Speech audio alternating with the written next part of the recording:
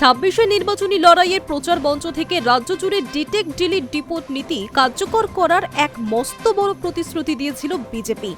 আর বাংলায় ক্ষমতার অলিন্দে বদল ঘটতেই খোদ মুখ্যমন্ত্রী হিসেবে শুভেন্দু অধিকারী সেই নীতিতে শিলমোহর দেওয়ার কথা ঘোষণা করেছিলেন। সেই ঘোষণার রেশ কাটতে না কাটতেই এবার গ্রাউন্ড জিরোতে কার্যকর হতে শুরু করেছে নতুন সরকারের সেই কড়া রূপরেখা। মুর্শিদাবাদের লালগোলায় তৈরি হওয়া এক সরকারি হোল্ডিং সেন্টারে ৩ জন বাংলাদেশিকে বন্দী করার খবর চাউর হতেই রাজ্য রাজনীতিতে এক বিশাল বিস্ফোরণ ঘটেছে। এই সংবেদনশীল ইস্যুতে নবান্নের নতুন বিজেপি সরকারের বিরুদ্ধে একযোগে অল আউট আক্রমণে নেমে ক্ষোভ উগরে দিল বিরোধী দল তৃণমূল কংগ্রেসের শীর্ষ নেতৃত্ব। মুখ্যমন্ত্রী শুভেন্দু অধিকারীর সরকার সম্প্রতি নির্দেশিকা জারি করে স্পষ্ট জানিয়ে দিয়েছিল যে অনুপ্রবেশ রুখতে এবং চিহ্নিতকরণ প্রক্রিয়া সচল রাখতে রাজ্যের প্রত্যেকটি জেলায় দ্রুত যুদ্ধকালীন তৎপরতায় হোল্ডিং সেন্টার তৈরির কাজ শুরু করতে হবে। আর সেই কঠোর সরকারি নির্দেশিকা জারির মাত্র ৪৮ ঘন্টা পার হতে না হতেই তা কার্যকর হয়ে গেল গ্রাউন্ড জিরোতে।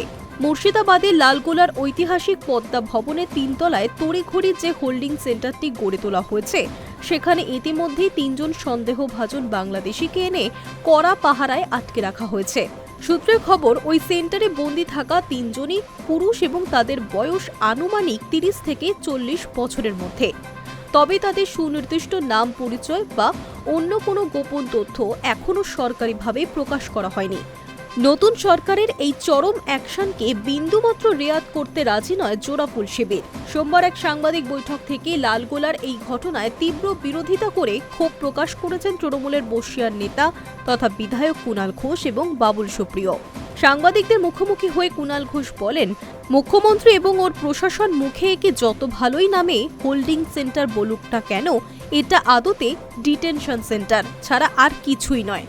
অসমের পর এবার বাংলাতেও এরা এই বিভেদের রাজনীতি আমদানি করছে। আমরা প্রথম থেকেই এই ধরনের অমানবিক এবং বেআইনি ডিটেনশন সেন্টারের তীব্র বিরোধিতা করে আসছি এবং আগামী দিনেও করব।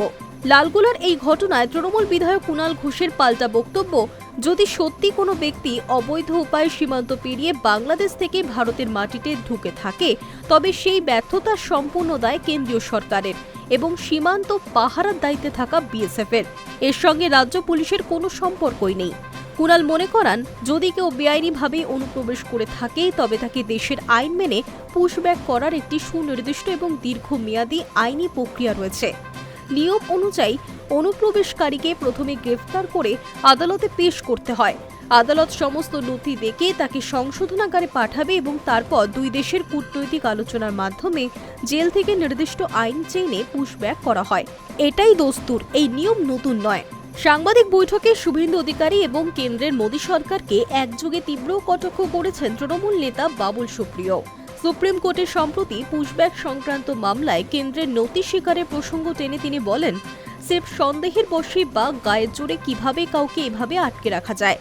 তাহলে সীমান্ত পাহারার নামে বিএসএফ এতদিন কি করছিল? অনুপ্রবেশ আটকাতে হলে তো দেশের আন্তর্জাতিক সীমান্তে আটকানো উচিত ছিল। এখন তো বিএসএফকে 50 কিলোমিটার পর্যন্ত জমি বাড়িয়ে দেওয়া হয়েছে। আর এই মুহূর্তে তো কেন্দ্র এবং রাজ্য দুই জায়গাতেই ডবল ইঞ্জিন সরকার চলছে। তাহলে এত ফাঁক গলে অনুপ্রবেশ হচ্ছে কি করে? Hi News network.